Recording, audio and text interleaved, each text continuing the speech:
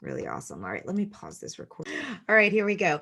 All right, everyone, welcome. We are so excited to see you again this week. It's a wonderful day. I'm in South Carolina and the weather is absolutely amazing and beautiful and inspirational. And last night I was sitting out on my back porch and I saw a um lightning bug. And I love that because a lightning bug for it felt really early to me, but I love lightning bugs because they are a sure sign that summer is coming. And who's ready for summer? I am very ready for summer. So as everybody is trickling in here, I'm just going to go over a few key things here. We are going to run this as a normal webinar. There will be time at the end for questions. So please, if you have questions, please make sure to use the Q&A box. Feel free to chat away on in the chat box if you have comments or anything you want. But if you have a specific question that you want to make sure that we have at the end of that Michelle can answer at the end, please make sure you put those in the question box. She also has someone here from her team who may be answering some of those questions as we go. If you have any questions, Tasha, it's Tasha, right? Yep. Yeah, Tasha is here to help. And yes, okay, so welcome. For those of you who are new to me, who maybe saw one of our Facebook posts and came in, my name is Alexa Bigwharf. I'm the CEO of Write, Publish, Sell, which is a boutique publishing company. We help authors write, publish, and launch their books. And then I'm also the host of the Women in Publishing Summit, and which is our most fun thing to do every year, where we bring so many people, writers, and resources together to provide everyone with the tools that they need to be their best author selves, right? Um, so today I'm really pleased to bring you Michelle Vanderpost of GracePoint Publishing. She is one of our bronze sponsors this year. So if you attended the summit, you probably saw her. But let me give you a little more information about her.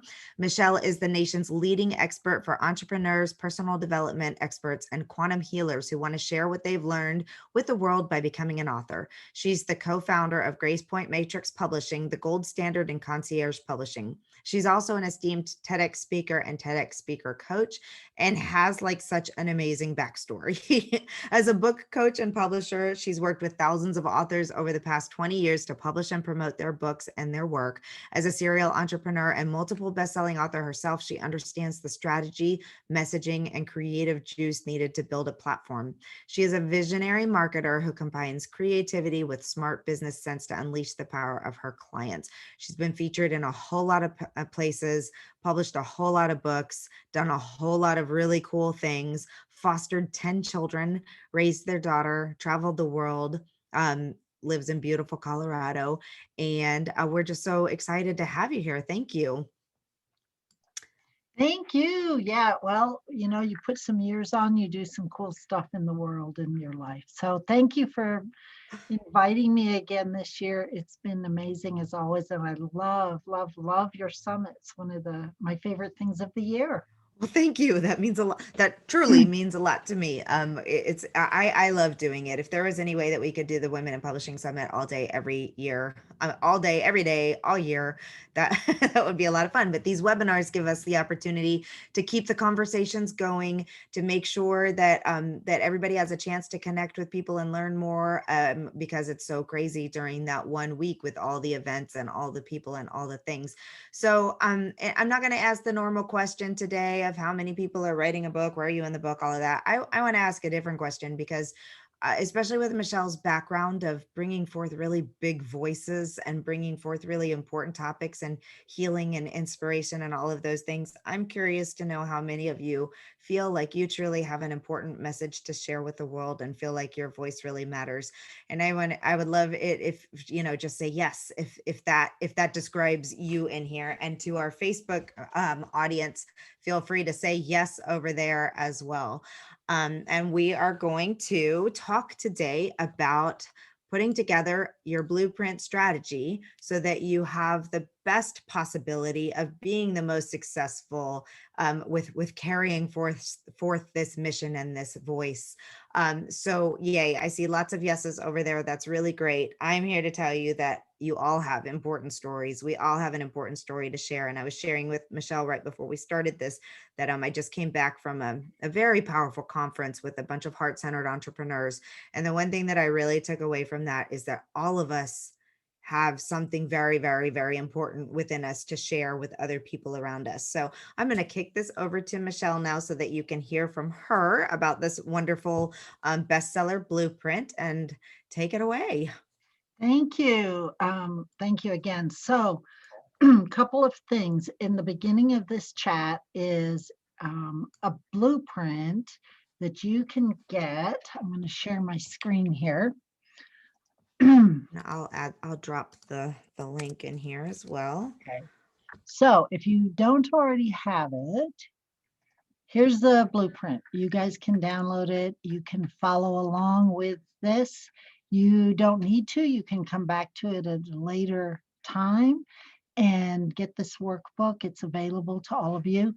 And no matter where you are thinking about a book, writing a book, have already published a book, there's going to be some things in here you're going to love. So the link is in there. So if you haven't gotten it yet, grab it now or grab it later. Alexa already did a great job of introducing myself, so I won't go into that. She went through the housekeeping already. I am co-owner. That was me with long hair. Now I have short hair. I'm getting new headshots taken on Tuesday. But I am co-founders with Karen Curry Parker of GracePoint Publishing, and we started this publishing company to help people who may not always have opportunity to get their voice heard out into the world. So piggybacking off what Alexa already shared. And she told you who I was. So already did that, been there, done that.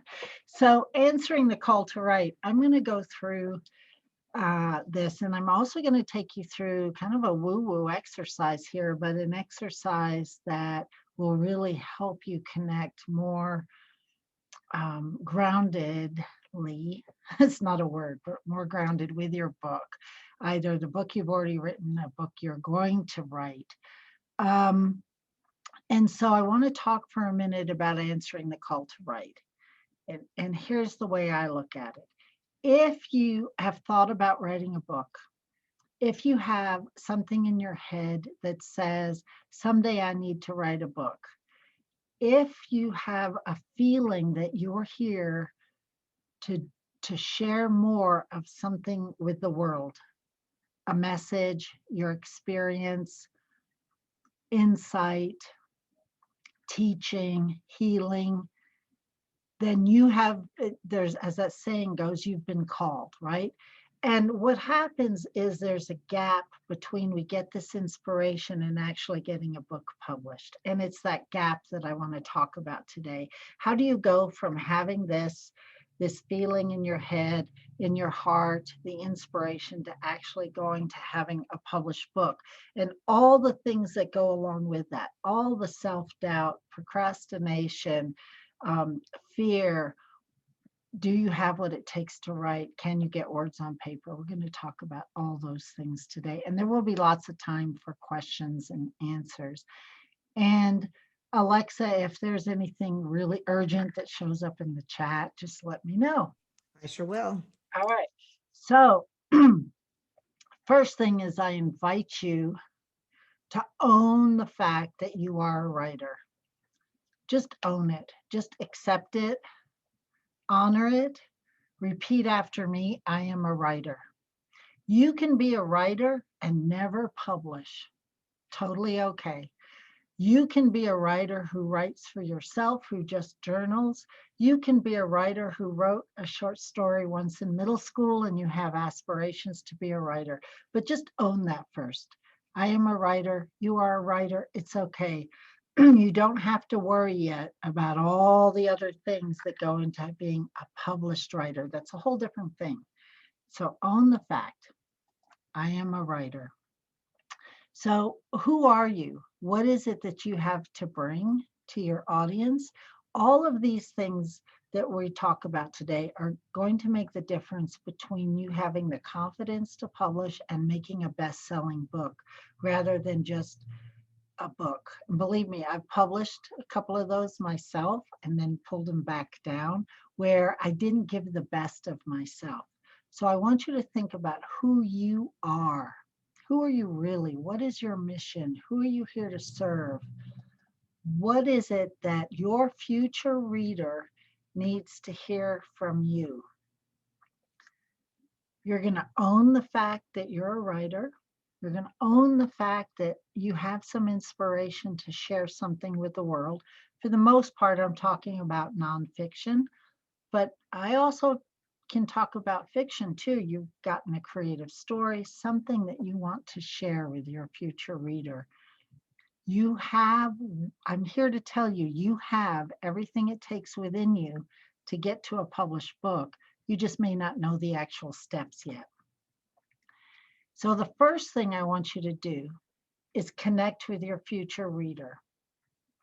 I want you to think about who is it that wants to read your book, where in the world they might be, what age they might be, what they need from you, what they need and what you may have. I want you to start thinking about that. And I'm going to take you through a short exercise right now that helps you connect with this reader. So if you have a pen, grab it and a piece of paper, and if not, that's okay. And what we're going to do now is really feel into the place where your readers are already out there. They're waiting for your book. You have something. You've been called to write this book. You have inspiration. Maybe you've already written the book, and you have readers out there waiting for this material. Believe me, you do. They need what you have, whether it's inspiration, whether it's healing, whether it's a really fun story to read. They're waiting to find out about your book. And they just don't know about it yet. They're your future reader, not your reader. So take a minute. We're going to go through this together and take a deep breath. Plant your feet on the ground if you can. Put one hand on your heart, one hand on your stomach, and just take a deep breath. And know that your future reader is out there. If you've already written your book or not, they're there waiting to read your book. Close your eyes if you can and just think of, imagine, we're going to use the word imagine. Imagine out there in the universe, all these people out there waiting for your book, and picture them if you can. If you can visualize them. If you're not a big visualization person, make it up. Think about it. And all these people are out there, and I want you to just bring them in so you can see them closer. Bring them into your field so that you can see all these people.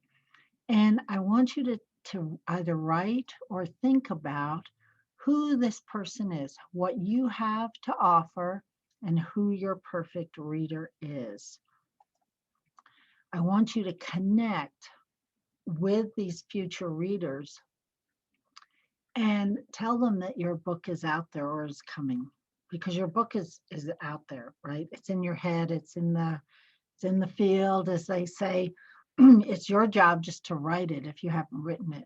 And so your reader out there, do you know how old they are? Do you know what it is they really need from you?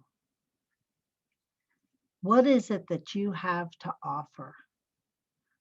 What is the one thing you hope they're going to take away when they read your book? And just breathe into these questions. You may or may not have the answers right away, but just breathe into these questions. What does your perfect reader need? If you're writing a business book, maybe your perfect reader needs to know how to overcome their limiting mindset. If you're writing a health book, maybe your perfect reader needs to know how to give up sugar or eat more vegetables. If you're writing a romance novel, maybe your perfect reader just needs some escapism. And connect or make it up, visualize or just imagine it, make it up, who that reader is, and start seeing all these people out there in the peripheral of your imagination and bring them in closer to you. Just bring them in, invite them to come in and tell you what they need.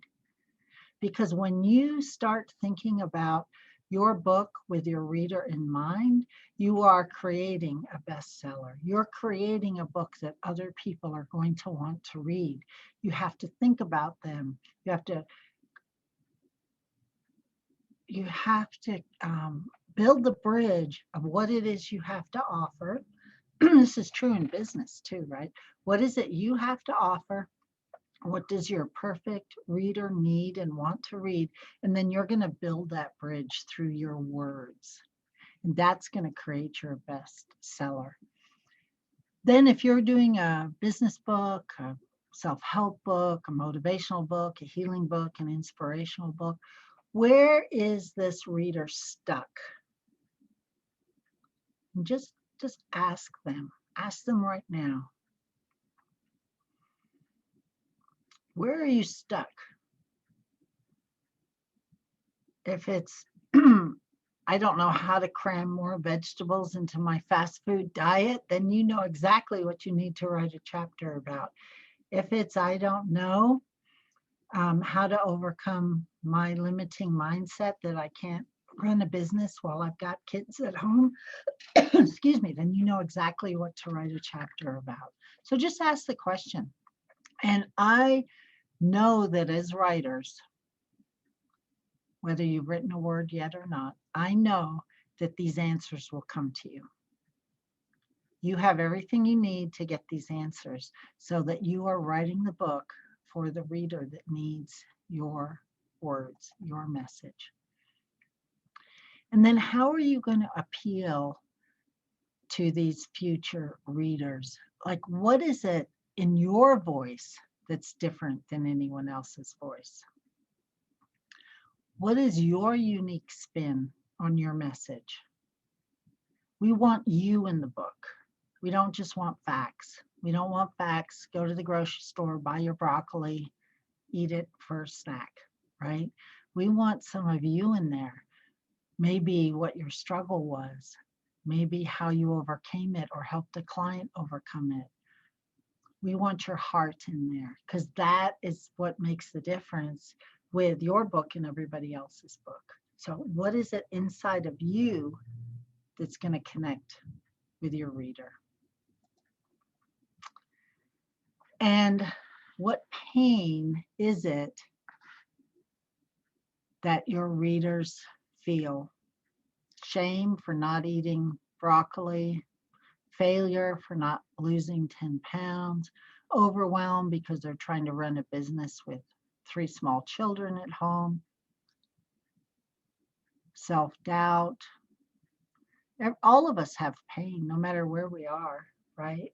There's that place of feeling like we can't do it, or we don't want to do it, or we don't know how to do it.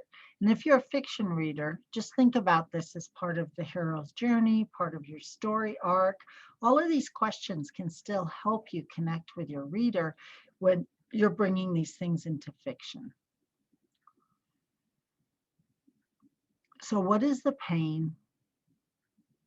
And how are you going to help them get to the other side of that pain? You're going to inspire them.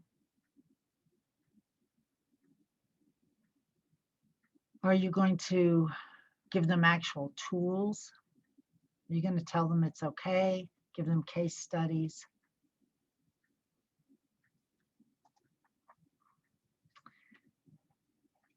What excites your readers? So what's going to put your reader on fire? So it's never the eating the broccoli, right? Maybe if you love broccoli, but it is the end result of I'm going to be happier, healthier, and able to, you know, canoe down the Mississippi or hike Mount Everest or go out and play with my grandkids in the backyard, right? It doesn't have to be big or small. What is it that excites your future reader? What is it that you're going to help them with that's going to really put their heart and their brain on fire, that they're going to recommend this book because you gave them something to get really excited about? And what do your future readers value? What's important to them? That's going to be whatever's important to you. Family, money, health, wellness, free time, a great story, a great storyline, a hero's journey. What is it that you value? Because you want that in your book. And that's what your readers value too.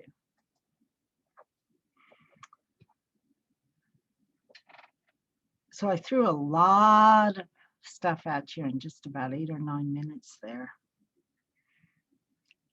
And the idea isn't to come up with all these answers in this short time we have together today, but to start thinking about these things as you write your book. And as you build your business, because I bet a lot of you are entrepreneurs. But think about connecting with your reader and bridging that gap between what you have and what they need as you write your book all the way through the writing process. You'll write a better book, and you'll write a book other people want to read. And if you've had your eyes closed, if you've been taking notes, open your eyes and shake it out for a minute, because know that these answers are going to come to you today, tomorrow, next year, when you're writing your 15th book. They're out there. You've stirred it all up, and you have the opportunity at any point to just close your eyes and imagine your future reader and tap back into them. They're there. They're all there anytime you want to tap in. So the next thing I want to talk about is, in order to write your best-selling book, you've actually got to write it. And it can't just be in your head. Can't tell you how many authors and would-be authors and writers and would-be writers that I talk to on a pretty consistent basis who said, I've been thinking about writing my book for a decade. It's all in my head. I know exactly what I want to write. And I love that. And until you actually get words on paper, until you actually get words on your computer, it's just in your head. You're not actually writing a book. You're thinking about writing a book. And you guys know that. And so another big stumbling block that I come across is you don't have a consistent way to get the stuff out of your head onto paper. Now, I don't really care if you handwrite it or do it on the computer. Julia Cameron, I quote her all the time. She's one of my idols. She wrote The Artist's Way. You may know her from that work. She wrote 27 books, all handwritten. Totally fine, not a problem. Handwriting, there's some evidence that it connects two sides of the brain, that it's more free-flowing, more creative. But some people need more structure. They need to write directly on the computer, whatever works for you. The key is that you're getting the stuff out of your head and you're building your writing practice. So I want to talk about this because this is going to be the piece that's going to get you from your head, your future reader, into actually getting the book at least started, outlined, written. So it takes practice to have a practice, right? You've got to have a writing practice. You must. If you're thinking about running a marathon, it does not help to go shoe shopping and watch marathon videos on YouTube. It helps to get out there and run every day. If you're thinking about becoming or world-renowned chef, you can't just sit and watch videos on Chopped or any of the cooking videos. You have to actually get in the kitchen and cook. So if you want to write a book, you've got to write. There's no way around that. And so I'm encouraging you to set up your own writing practice. Think of it as practice and create a ritual around it. It might be 15 minutes a day, might be an hour on a weekend. It might be going once a quarter to a cabin in the mountains or at the beach or at your friend's garage. But whatever it is, make it consistent and commit to it. Put it in your calendar. It's lovely to have a perfect writing space. And Maya Angelou wrote her first book of poetry, getting up, breastfeeding her children in the middle of the night, her baby, not all her children, her first baby in the middle of the night. And she talked about how there was spit up and throw up and breast milk on her first manuscript. You don't have to have the perfect circumstances. You do just have to be committed to yourself. That's the only requirement. Be committed to yourself. So be committed to having a writing practice and be okay that it's just practice. It does not have to be perfect. Some of the things that I like to do is have a pen, have a rock. I have different rocks. Here's one that says inspire on my desk. And when you travel or when you're gone, you can take the rock or the pen with you. So you don't have to have the perfect background, the perfect desk, the perfect computer, right? It can be one small thing that ritualizes the fact, okay, it's time for me to write. I'm taking this rock and I'm placing it right here on my desk. And that tells my subconscious it's time for me to write. When you create your practice, it creates a rhythm in your life that's going to override all your fear, self-doubt, procrastination. If you want to run a marathon and you don't feel like running that day, just the fact that you get out and you run a mile that day may not be perfect, but you've worked toward your goal. You didn't give up on yourself. Same thing with writing. You just have to commit to doing it. The doing will override the fear and self-doubt and procrastination. Even if when you sit down to write, you're writing absolute garbage. Who cares? You are the only one that's going to read it. You are the only one that you are writing for right now. I think that's important. You're not writing you're writing for your reader, but they're not going to see it yet. All right, so this is that fine line. Life is like this, right? The yin and the yang. The whole of life is like this. There's always this fine line. You're going to eat your broccoli, but it's not the only thing you're going to eat in the world. You're going to write for your reader, but they're not going to read it yet. You are the only one that's going to read it at this stage. Your editor's not going to read it if you're at the beginning of the writing process. You are allowed to write crap. Hopefully I can say that, Alexa. You're allowed to write whatever. All right. It's for you. Don't worry about it. Don't judge it. Don't edit it. Just write. Especially if you're at the beginning of a writing practice, because we all do this. We write and then we're like, oh my God. We've all seen the videos and the movies and read stories and Hemingway and all that, where you have to drink yourself because we're all, self-loathing writers, and we have to tear up our manuscripts and burn them. It does not have to be that dramatic. It can just be that today I wrote some good stuff and yesterday I wrote some bad stuff, and it's all okay. Some days I can run 10 miles and some days it's everything I can to just get out the front door. It's okay. Consistency is the key here, and a commitment to yourself. It's a commitment to yourself. All right. When you're stuck,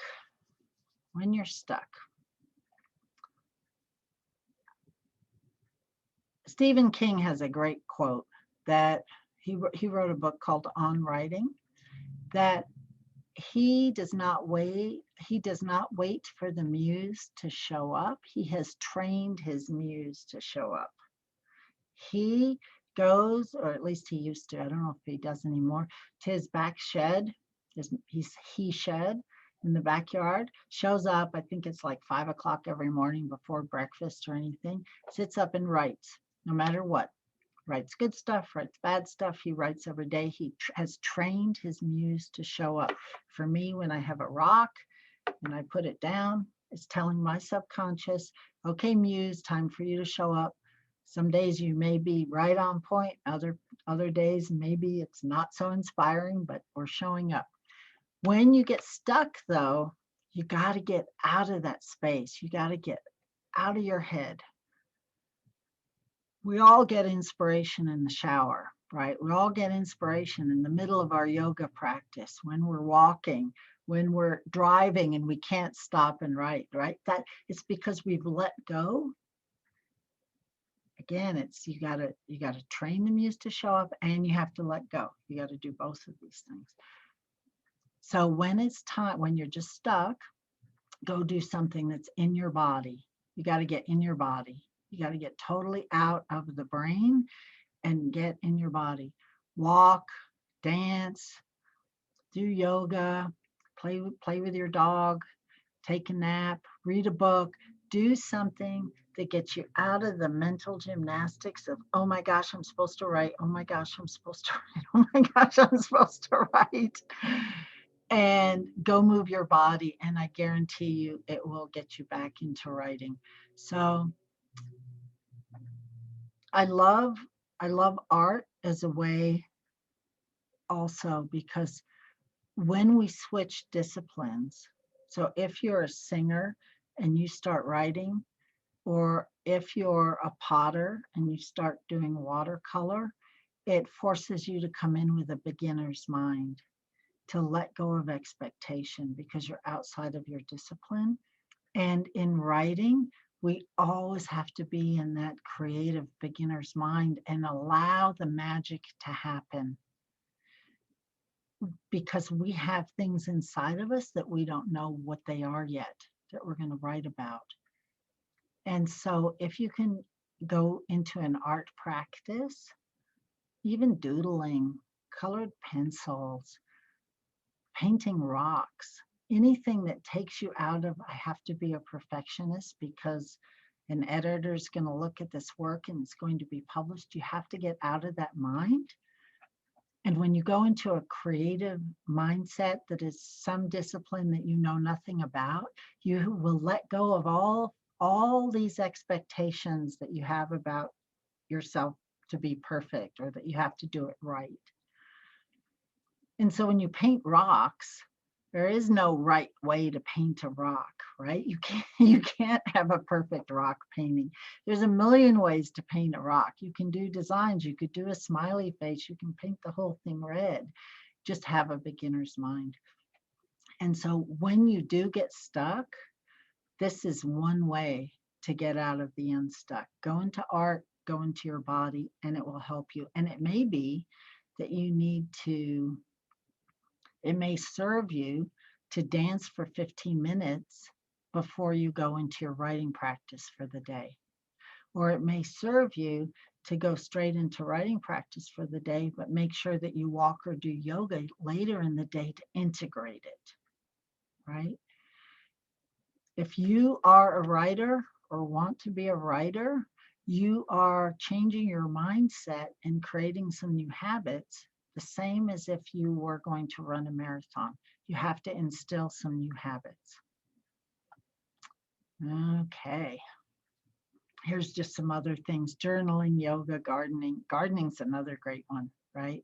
So on this PowerPoint, it just has some ideas, and these are all in your blueprint handout as well. So I think we talked about all of these things. So what stops writers cold? Okay, why do we stop writing? Why do we get stuck? Usually it's because of fear. Usually it's because our mother's second cousin's best friend is going to read your work, and all the doubt, self-judgment comes in, right? Or it's because we're writing something extremely personal and we're scared to show our heart. Or we're worried that the editor's going to redline the whole book. Yes, that's going to happen, but that's nothing to do with you. It's just because that's how editors make your beautiful work better. We write, and then we go into our monkey brain of what the end result is going to be. And then all the fear steps in. I'm going to write this really inspirational story, but then how is it going to get published? Who's going to publish it? How do I connect with Alexa or Michelle or Tasha or somebody when I'm ready to publish it? I don't know the steps. Who's going to do my book cover? How do I get an endorsement? What if I put the book out there and nobody buys it? Right? We go to the end result in our heads. And so we don't even take the first step because all that fear builds up, all that self-doubt builds up. And then we start procrastinating. Well, we pretend I don't really know what I want to write about. Everybody knows what they want to write about. Get on the phone with me for 10 minutes, or Tasha or Alexa. I guarantee you will tell us exactly what you want to write about. And so if you're having doubts, well, I don't really know what I want to say, I am encouraging you to look at that mindset, because I think that's just fear coming up and protecting you from all the self-doubt. Write for today. Keep your future reader in mind, but write for today. Think about your published book. Put a book cover on your vision board. Write your advanced reviews and write for today. The fear rears its head in so many ways that it stops us today from even taking the first step that we need to take to get to where we're going to go. When I think, and I do not run marathons, I've never run a marathon, but if I were to think about running 26 miles, I can't tell you, I'm like, oh my gosh, I'm going to hurt.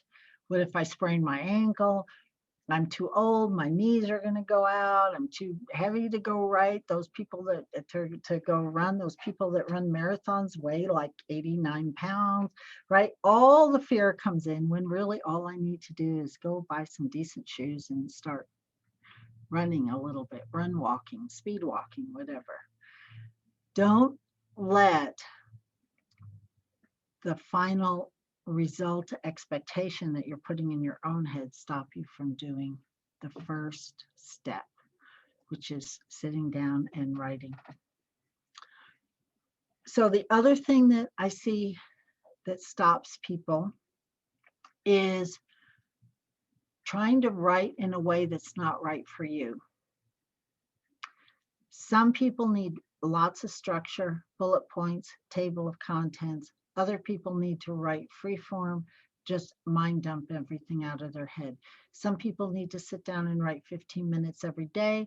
Other people need to go to a cabin in the woods and dump for 3 days straight. I don't care which way is yours, and you probably need to experiment with all of the ways. The only thing that matters is that you get it out of your head and onto paper, because that's the hardest part. I promise you, once you start getting it out on paper, other things will flow. So honor your own way to write. Honor the way that's right for you, and don't feel like someone else's way is your way. And then make sure you're writing what's in your heart, not what someone else tells you to write. You do want to think about your future reader, but your future reader may or may not be my future reader. So connect with your future reader. All right. I wanted to make sure I flew through all this content. I wanted to make sure that I left lots of time for questions. But I want to leave you with this one. What support are you going to need to get this book written and published? What support do you need? Is it a mastermind? Is it a publisher? Is it a writer's group? Is it a vision board? Is it someone to read your work? Is it an editor? Probably all of those things.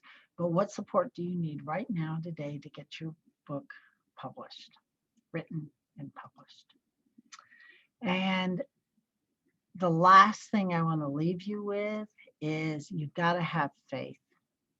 You've got to have faith in yourself, faith in the process, faith in GracePoint if you come with GracePoint, faith with Alexa if you're working with Alexa, faith in your editor, faith that your future reader is out there. You gotta just hang in that place of you have this inspiration to write a book. You are given this inspiration. If you've already published your book, then you have the faith that your reader's out there and you just haven't connected with them yet. And so I honor you for showing up to yourself as a writer. I honor you for giving yourself some commitment, for honoring your commitment to get your book written and published. And I invite you to break through any self-doubt and fear and to stay in the faith. Stay in the faith.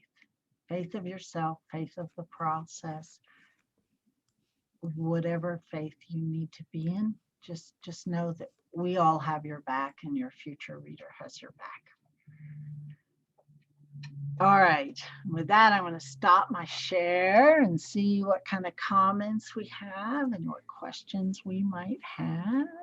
While we're waiting for anyone to ask a question, I just wanted to say, first of all, how refreshing and wonderful your calm demeanor is.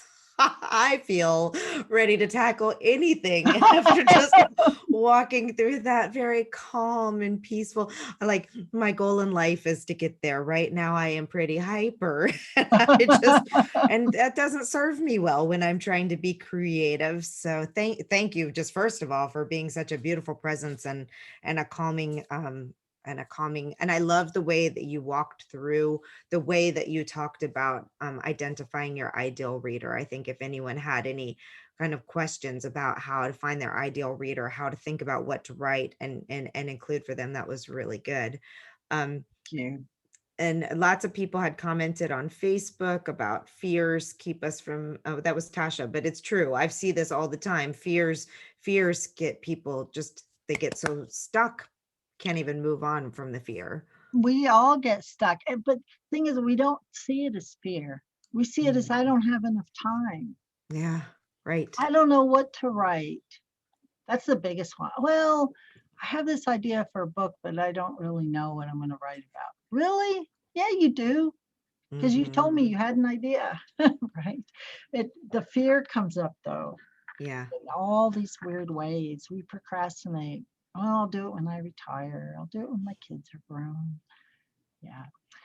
So what questions are there? If there aren't any questions, I can just keep talking. We got one. We got one just popped in here. Okay. I hope I'm saying this correctly, Jory. If it's a silent J, let me know so I'm not butchering your name every time. But if you are a new writer and don't have a strong inclination towards the writing process, towards what process works for you, how long would you commit to trying out a specific practice before deciding it's not for you and then moving on to something else? That's a good question. My guess, so yeah, it's a great question. So my guess is that you probably even already know the challenge that we all have is we're not always willing to go through our own personal challenges and blocks to break through. And so I write really well when I go to a cabin for like 3 days. Mm. And I may like walk and try to get cell service for the first day and write out all the things I need to do at home for the first day. And, I remember I was at an Airbnb and I started moving stuff around in the kitchen. I'm like, why?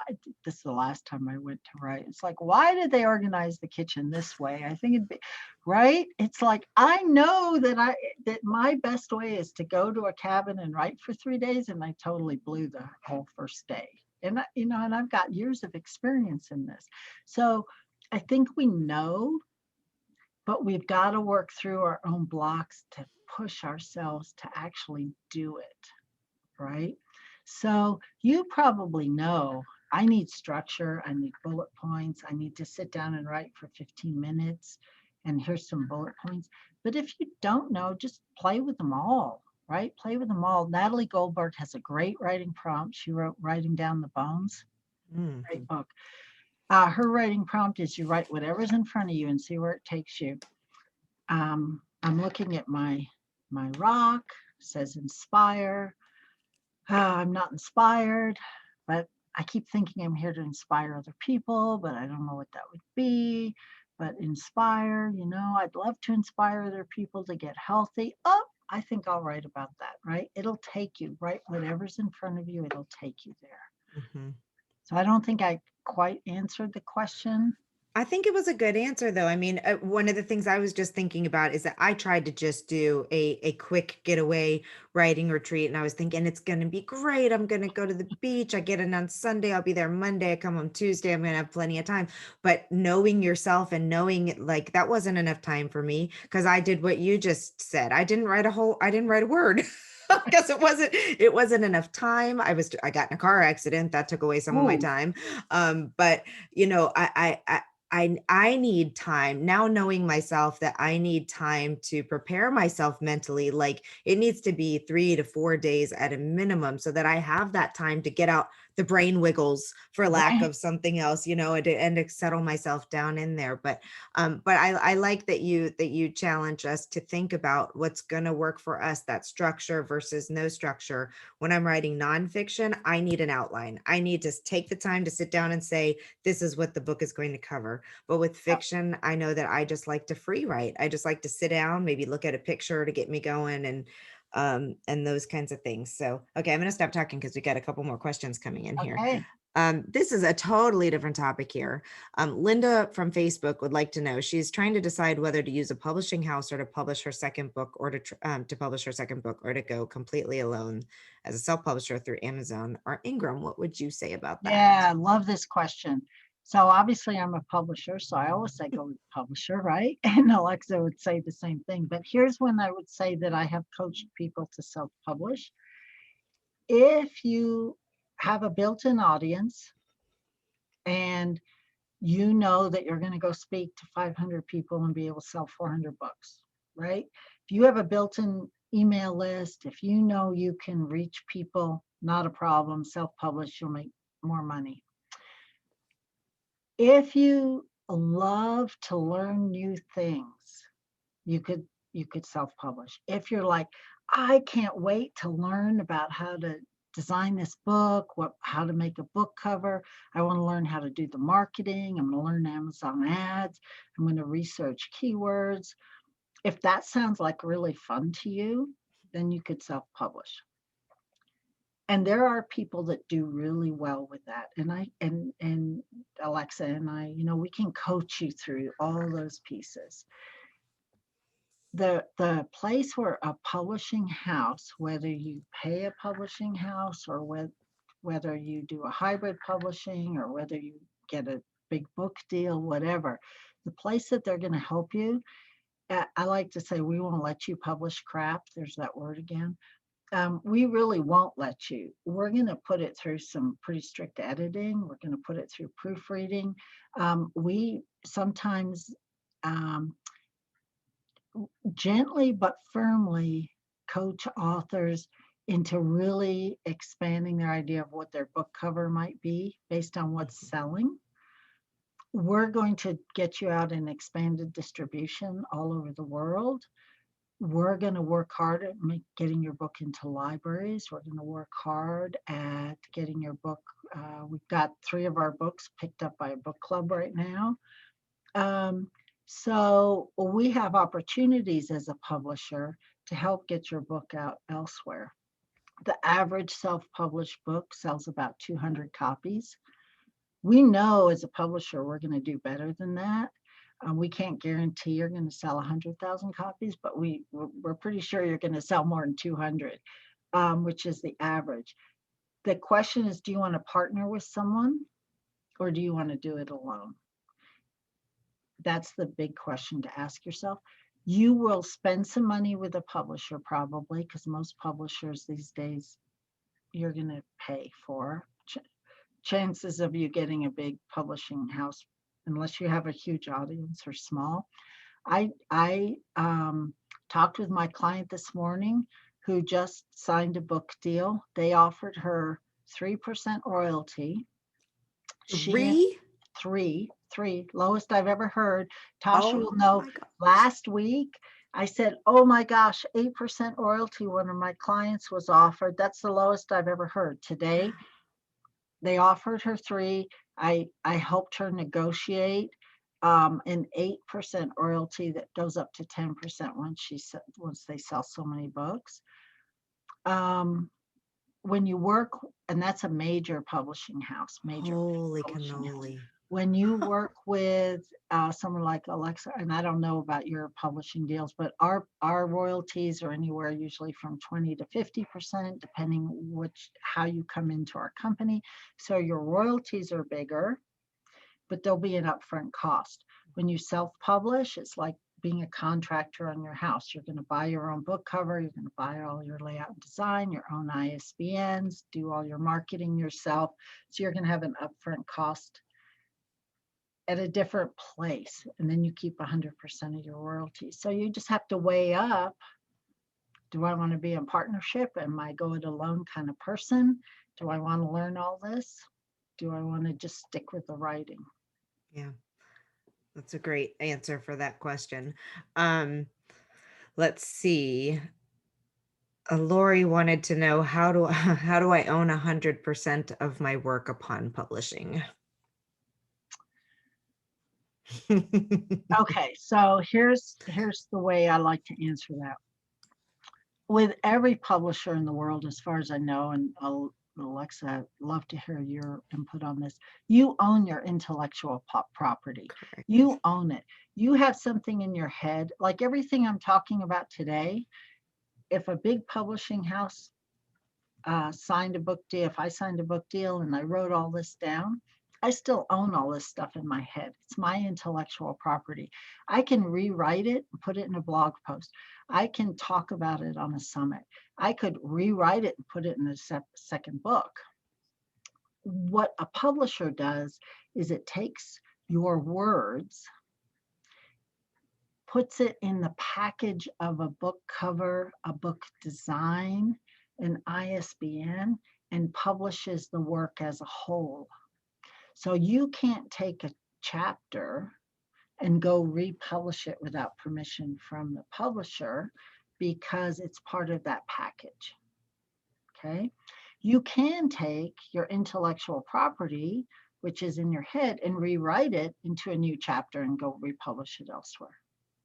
So that's the way I like to talk about it. And maybe now copyright law is very complicated, and I'm not talking about copyright law. I'm just talking about the general concept. A book has an ISBN, which is this number on the back of the barcode, and it's always inside the book on a copyright page. That ISBN is that book package. It's not attached to a specific paragraph or anything. It's that whole package, the book title, the book cover, all the content in the book. Yeah, that was a great answer. I kind of giggled when I asked that question, because I see this question so much in from indie authors who are trying to self-publish, and you answer that in a beautiful way. But that the reality, and just to add a tiny bit to that, is that if Michelle is publishing your book, or if I'm publishing my book, or any other publisher is publishing your book, you must give your rights to the publisher. You must, because otherwise they are not legally allowed to Right, put the book out there and to sell it for you. So, the only way you keep, if you're concerned, but this should not be a concern to you. It protects the publisher, it protects you, but they have to have that right, or they can't put the book out there. And it also protects the publisher from you saying, oh, well, I'm just going to go self-publish the same book over here, which, why would you want to compete against yourself? That's not going to help you. But you still own your materials. Often the copyright is in your name. It's just that you don't own the rights to publish your book. And if you're right, going with the publisher for all the reasons that Michelle just said, which are fantastic reasons, then you want to give those rights to them, but you don't have to give away everything. I'm sure if you negotiate rights or things, some people take audio, some people don't, some people just do ebook, paperback, hardcover, some people don't, so it's a fun question, because I see this a lot come up right, with from indie authors. I don't want to give anybody the rights to publish my book. right. Perfect. Self-publish.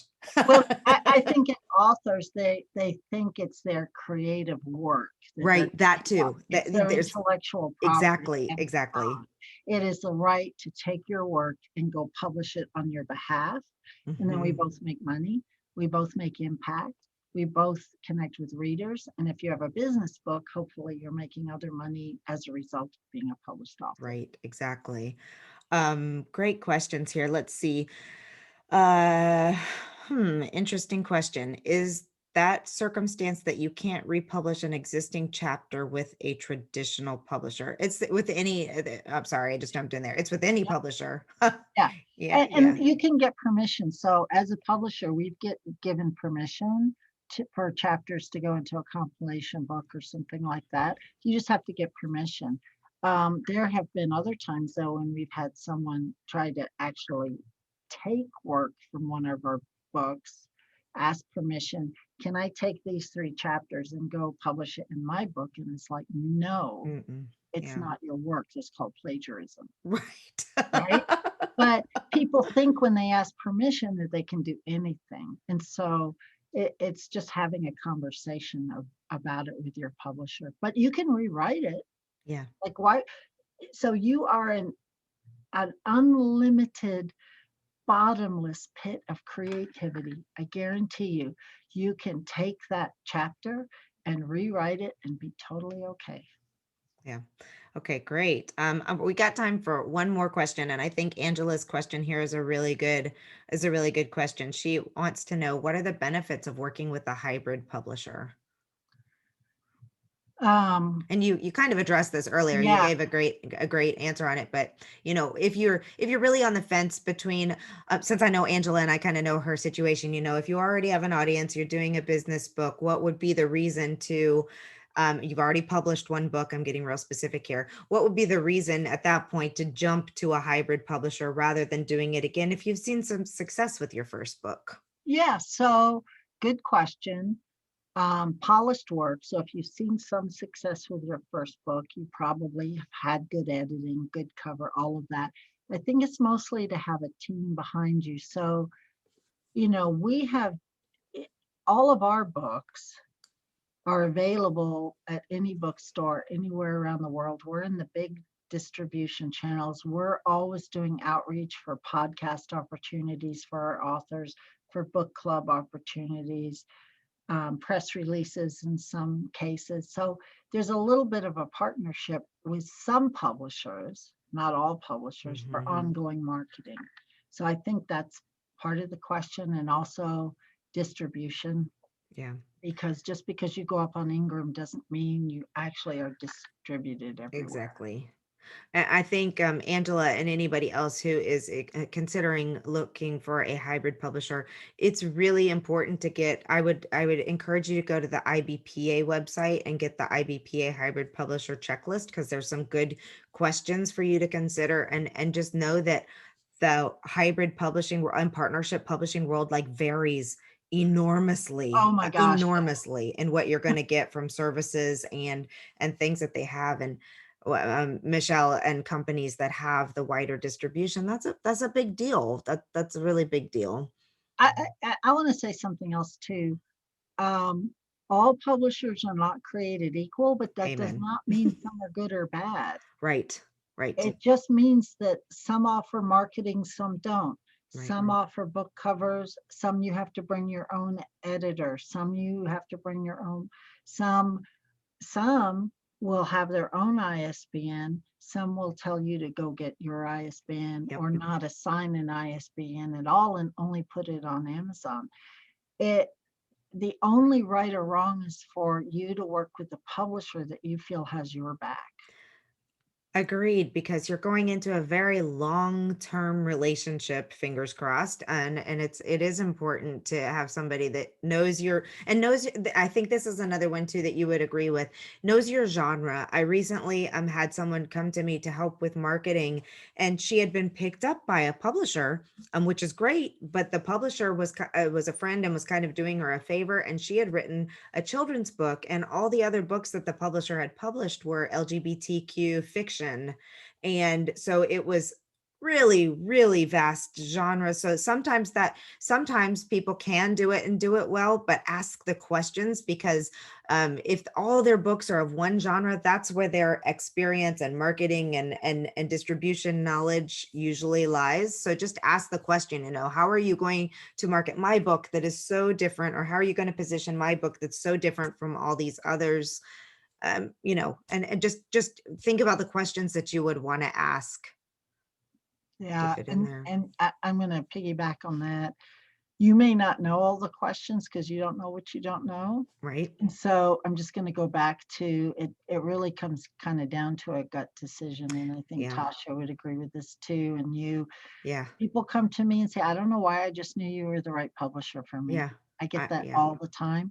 And that's really, I think that's true. And there are people who come to me and I will tell them I don't think we're the right publisher for you. Hmm.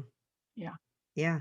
It happens. The publisher and the author should feel comfortable.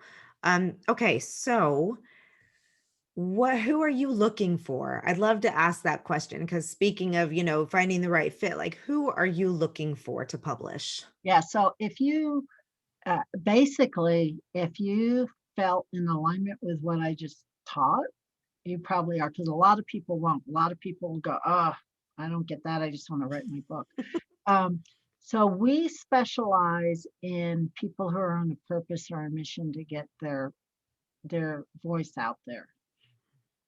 Healing work, inspirational stories, self-help, business books, but business books usually with a purpose. So that sort of genre. We have a whole fiction house, and we have a manager that manages that. That's not what I talk about, but we take on fiction, but you wouldn't work with me personally, but you might, but we have somebody in our publishing division that works with fiction. But even our fiction is inspirational fiction. There's usually superhero women with, invisible capes that go save the day, right? It's usually it's all inspirational. We don't have any that's not inspirational. So so it's an energetic match. Yeah. We like to work with people, not just women, but a lot of women, but men and women who have a purpose and a mission and something to share with the world. I love that. And do you have a submissions process, or how do authors who want to work with you? The best, easiest way is since Tasha's on here, Tasha, stick your email up there, stick your Facebook link up, is to connect with Tasha. That's the easiest, fastest way. We do have a submission process, but we take people on who haven't written a word yet, Hmm. right? And so you have nothing to submit yet. And Hmm. so we want to talk to you regardless where you are. And so you can go to gracepointpublishing.com, and in the footer, there's a place to book a call. You can reach out to Tasha. Tasha, is she still on? It's great. I'll put it in here. Yeah, GracePointPublishing.com. gracepointpublishing.com. And it's Tasha at GracePoint Publishing, or just go to our website or find us on Facebook or Instagram or Clubhouse, All the places. right? Well, LinkedIn. Oh, okay. Well, wonderful. GracePointPublishing.com in case you're on Facebook and didn't see that typing in there. And you can email Tasha, TASCHA, at GracePointPublishing.com as well. Thank you so much for this inspirational presentation and just like the calming presence and the and all the points that you brought out to us. I appreciate your support so much. You've been a wonderful addition to our conference and to our audience and a great partner. So thank you. Thank you. Thank you, Alexa. Happy writing, everyone. All right, go get those bestsellers written. Bye. Bye.